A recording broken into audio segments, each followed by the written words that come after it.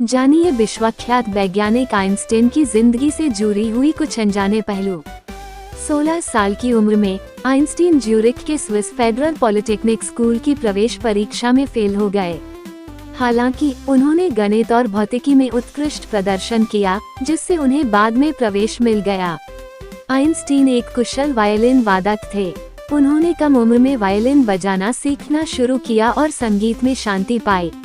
वे अक्सर कहते थे कि संगीत ने उन्हें सोचने में मदद की।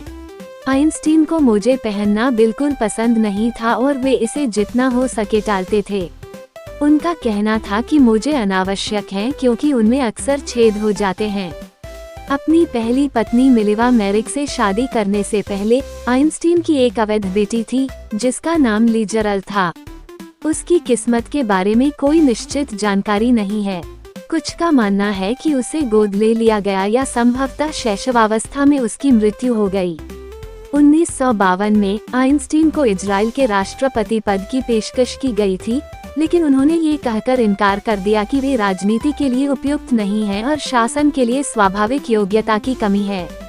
आइंस्टीन को 1921 में भौतिकी में नोबेल पुरस्कार मिला, लेकिन उनकी प्रसिद्ध सापेक्षता सिद्धांत थियरी ऑफ रिलेटिविटी के लिए नहीं, बल्कि उन्हें फोटोइलेक्ट्रिक प्रभाव के स्पष्टीकरण के लिए सम्मानित किया गया, जिसने क्वांटम सिद्धांत की नींव रखी। आइंस्टीन देर से बोलने वाले बच्चे थे और लगभग 9 साल की उम्र तक धाराप्रवाह बोलना शुरू नहीं किया।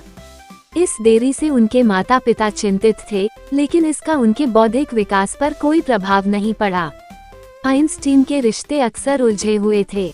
उनका अपनी पहली पत्नी मिलिवा मैरिक के साथ रिश्ता तनावपूर्ण था और बाद में उन्होंने अपनी चचेरी बहन एल्सा लोवेंथल से शादी की। ये सब कहने का तात्पर्य सिर्फ इतना है कि आइंस्टीन जैसा बुद्धिमान इंसान जब ये सब रोजमर्रे की झमेला झेलते झेलते गुजर गया, तो हम भी एक दिन जरूर निकल लेंगे। चिंता काहे की।